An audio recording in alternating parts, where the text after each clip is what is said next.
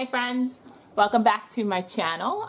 So today I'm doing a layout for Story Kit Crush. This is our second project for crushing this kit, and I'm going to do a bit of gratitude journaling about a really good friend of mine. If you don't already follow Jessica Upton, one, you should, because she's great. But I really just wanted to do some gratitude journaling about her, and I said that on my first layout that my approach to killing this particular kit was going to be documenting the things about the people in my life that I'm grateful for. So I did my first layout documenting some gratitude journaling about my husband. Today I'm doing some gratitude journaling about a really good friend of mine. So I printed my journaling on vellum because I want to do some mixed media to kind of have some play, kind of have some fun. So this video is actually going to be sped up in voiceover because I have a few ideas, but I'm not exactly sure how they're going to go. So it's just going to be easier for me to voice over it. So I'm going to stop talking. I'm going to put you on fast forward and we're going to figure this out together.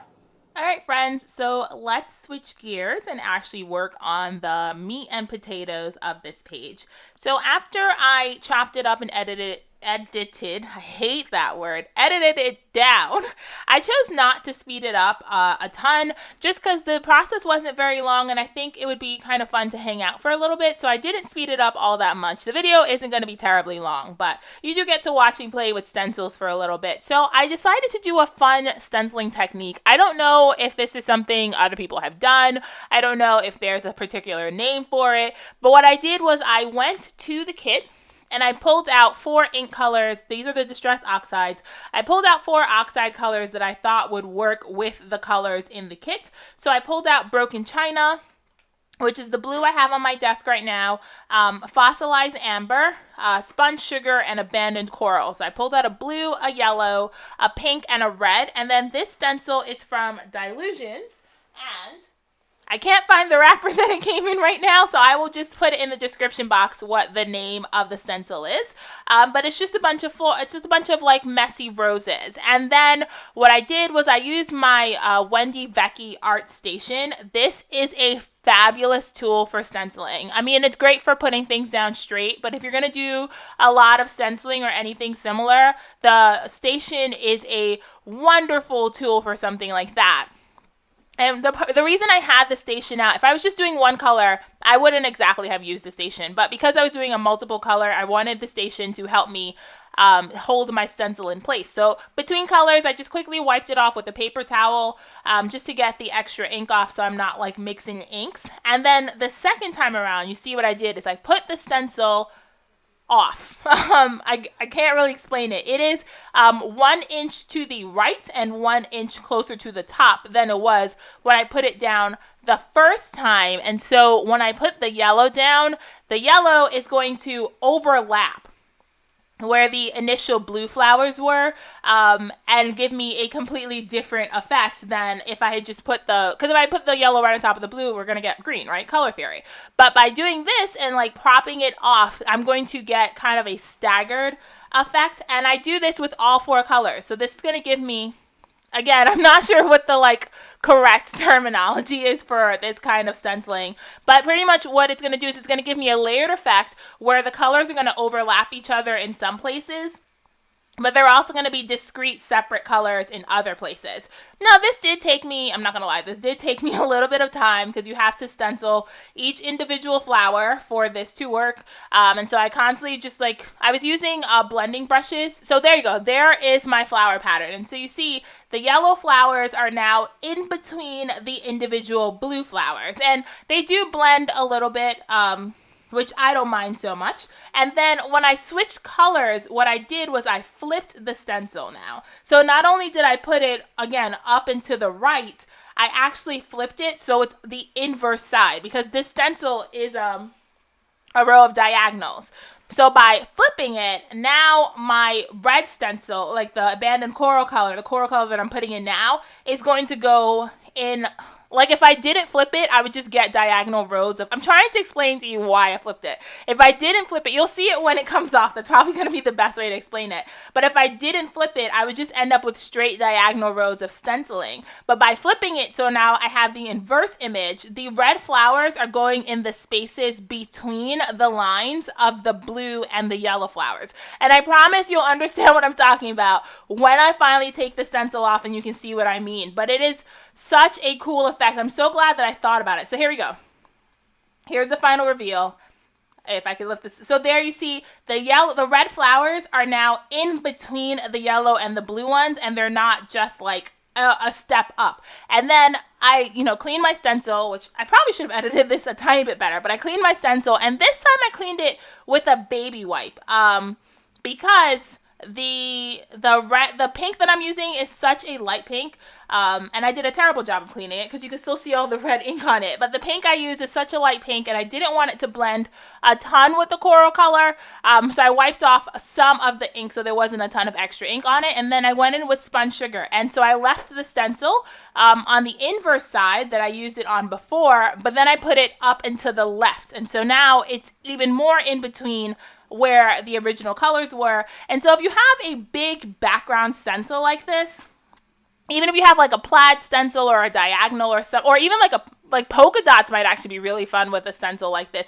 It has to be one where there's space in between, because it doesn't work if it's like if they're just tiny lines. But with a stencil like this, where there's a lot more negative space than positive space, you can totally do a technique like this where you start with one color and then just keep moving your stencil like all over the place and add more colors, and you get this really fun, like, look at that background. I think it's super fun, super vibrant, super colorful, and I picked colors that would layer on top of each other okay. The coral is almost orange, which is a complementary color to blue, but because it had more red in it than orange, it didn't make mud where it met the blue. It made like a weird purple color. I wouldn't have done this with like a fiery orange and like a darker blue. So if you're doing something like this, just be mindful of color theory, because you do not want to make mud. But you could do this with like pinks, oranges, and yellows, even if you don't want to add that cool tone. I really wanted that blue in the background, so I took a risk. I wasn't even sure if it was going to work, but I really wanted that blue in the background, so I took that risk. So back to what I'm doing right now. There is a digital stamp. There was a stamp in the gratitude kit that was a open heart, and so I took that stamp in my Silhouette software, cut the open heart, and then obviously I'm getting the fills in heart also. So I cut 4 hearts, and then I took them with the same colors that I used right on my station and stenciled them on and colored them in so they match the colors in my background. And the other thing I cut in my Silhouette Studio was I cut numbers 1 through 4. I have the wood numbers from December Daily last year, so I just took those numbers because I really like the font of them, took those numbers, cut them down, and that's what I use for my numbers, because I said in my intro, I'm making a gratitude list about my friend Jessica. So here's my fully stenciled background. I think it is super fun. It is crazy busy. It really is, but that's why I printed my journaling on vellum, so you will still be able to read it through, like, you'll be able to read the journaling over top the that crazy background, but you don't lose the background like you would have if I had done it with white text, not white text, on cardstock. The other thing you could have done if you had made something like this, like the similar layout, is you could have done the mixed media, left it to dry, and then put it through your printer and printed directly on it, which is probably something I'm going to do at some point. I wouldn't do that with like paint, but with ink blending, you could totally do the ink blending, let it dry, and then put it through your printer and print directly on the background. So that's another fun thing you could do. So I used my long line stapler. It's a stapler that has like a really long arm, so you can staple like deeper into the pages, but then I ran out of staples, so I had to switch to my tiny attacher. But I just use that to staple on my vellum pieces. Whenever I'm putting vellum on a background, I prefer stapling it on, because then I don't have to worry about seeing the adhesive through it or any of those other things. And now I'm layering my hearts, because my hearts are going to be the home for my numbers. so that I can number my journaling. So I'm layering 2 different color hearts. So for this first one, I use the abandoned coral and the broken china. And then I have the numbers that I cut out. And you'll see right now, I'm sticking the number 1 down. And so I do the same thing. I work through 2, 3, and 4, layering the hearts. For 1 and 4, I decided to put the heart underneath the journaling. So I had to like take the staple out, lift it up, stick the hearts down underneath the journaling, and then staple it back down again, which was a really easy fix. Like, I end up taking out these staples so many times just because when I was stapling it down, I wasn't making sure that the vellum was flush against the page. So if it's not flush against the page and you staple it down, it's going to pick up a little bit, and I didn't like that look, so I was stapling it, lifting it up, stapling it again. This is why we didn't do this video in real time, because I think the raw footage before I started editing this video was like it was maybe 50 minutes, and I don't know if you guys can, first of all, I don't know if I had enough things to talk about to get through this layout for 50 minutes. And I don't know if you guys are willing to like hang out and watch me ink blend for a half hour, which is what I was really doing, was ink blending for a half hour. So now I'm working on sticking down the rest of my numbers. So for the 2, I use the spun sugar outline with the fossilized amber insert for 3 right now. And I'm trying to make sure that I'm not using the same color combination. So since I used the red and the blue, the coral and the blue, whatever color that is the first time, I'm using the blue and the pink with the 3, and then I'll use the yellow and the red with the 4. Just, again, I'm sticking to the same color family that I use in the background. That's what makes a page like this work, because if you start introducing too many different colors into your background, you might end up with a mess. So I would say if you were going to do something like this, similar, I would stick to 4 colors and then repeat the same 4 colors for whatever elements you decide to make. The good thing about using inks is you can easily tint pretty much any cardstock you want to make whatever elements you want. I chose to leave my numbers white because I thought that would pop against all the color, but you could easily have tinted the numbers also. But then I think you run into the trouble of maybe having too many colorful elements, and I think having the white helped ground the layout a little bit. So that's pretty much my left side done, and now I'm working on my right side, because Joshua would tell you it's symmetry. It's not symmetry, it's balance. So whatever I do on the left side of my page, you guys know I do this all the time, I have to repeat it on the right side. So I made sure to leave some extra tinted paper that I had stenciled on, and I'm adding the photo of Jessica to that side because I wanted my 2 pages to be the same size. And this is a really easy trick for adding paper if you want your papers to be the same size, is lay it on top of the one page that's already the size that you want it to be, and then stick it down, and now you automatically have 2 pages that are the same size. And then I had printed, this is also a digital stamp, it says Stories of Gratitude. I had printed it on the same vellum that I printed my journaling on. So I had printed all my journaling and that Stories of Gratitude piece on a sheet of vellum and then cut it down.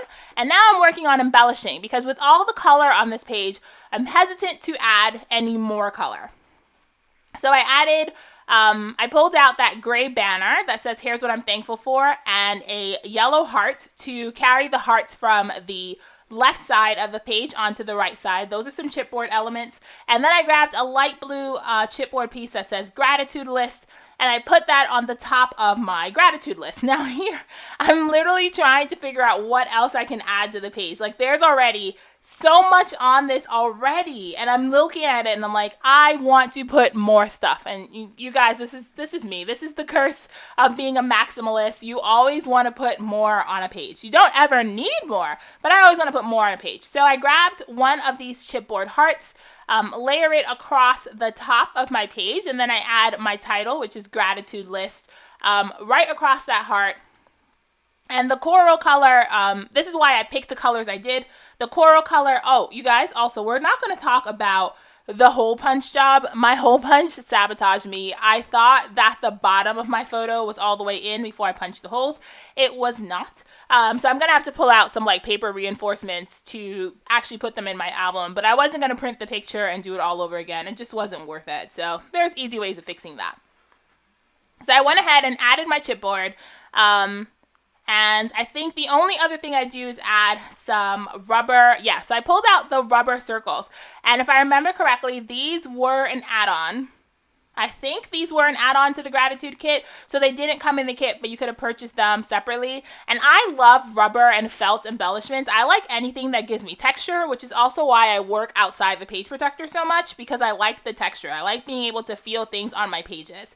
And a ton of the colors in that pack would have matched, but I chose to go for a red one, a yellow one, and a black one. So the red one says, so very happy. The yellow one says grateful for this, and the black one says daily joys. And I chose to go with 3 of them because, you know, visual triangle. And that's pretty much it. So I'm going to stop talking now because the video is going to pick back up so I can do my outro and read you my journaling. So I hope you enjoyed, and I will see you in a bit. All right, friends, so here is what I came up for my second layout for a gratitude story kit crush. I love how different this looks from my first layout. We're not going to talk about the disaster with the hole punching. I have reinforcements somewhere that I will use to fix that. My hole punch and I had a difference of opinions for a few seconds, so we're not going to talk about it. But let's talk about this layout. I love the way it came out. I think it is super pretty. But I just wanted to read you my gratitude journaling about my friend Jessica. So I made a list. So the first thing says, I gotta pick it up. It says, thank you for being kind and teaching me the value and meaning of friendship. You are one of the most selfless people I have ever had the pleasure to meet, and the force of your kindness and generosity has never ceased to amaze me. Beyond the surprise packages that made me cry and smile and celebrate the sheer overwhelming nature of how you show me love, the way you give of yourself, your time, and your energy has been a gift in and of itself. Thank you for being my biggest cheerleader and for always listening to me when I worry about not being able to do the things and for encouraging me to do them anyway. Thank you for being proud of me when I accomplish them and for being a present source of comfort and hope. Thank you for laughing with me and for crying with me and for showing up for me day after day. Thank you for messaging me even when I don't message you back, for checking in on my family, for remembering all the crazy details I throw at you, for opening your life and your family to me, for sharing the endless photos so I could pretend we're actually together, for the video chats and the bonding over our shared love of paper and glue and photos, for friendship, for friendship, for friendship. Thank you for just being you. And isn't that the most bland and loaded statement yet? I know I joke a lot about us being separated at birth, and it just took me a bit longer to find my way out, but I really do believe that our souls were made to find each other. How else would we have so much in common and our bonds be so easy and seamless? How else would we be able to laugh at the same jokes and love the same television shows and podcasts? So grateful for the woman you are. And so that's my gratitude documented this week. So I encourage you to make a gratitude list. If you haven't, even if you don't have the gratitude, I'm laughing now because my husband just listened to me read the sappiest journaling I've ever written about someone who wasn't him, and he's making faces at me. So if you hear me laugh, that's why. But even if you don't have the gratitude story kit, I encourage you to make a gratitude list about someone in your life that you're grateful for. I think it's a worthwhile practice right now more than ever. And I think it'd be good just to share it with the people in your life. So that's all I have for you today, guys. Don't forget to go check Krystal's video if you haven't already. If you're coming from her video, hi, welcome. But if you haven't seen her video, just hop on over there and see what she's made this week. We have 2 more layouts for Gratitude Story Kit Crush, and then we'll be moving on to a different kit. So I hope you enjoyed the video. Please like, comment, and subscribe if you're so inclined. Let me know what you think about the page. Let me know if you're documenting someone you're grateful for. Until next time, keep it crafty and have the best day. Bye!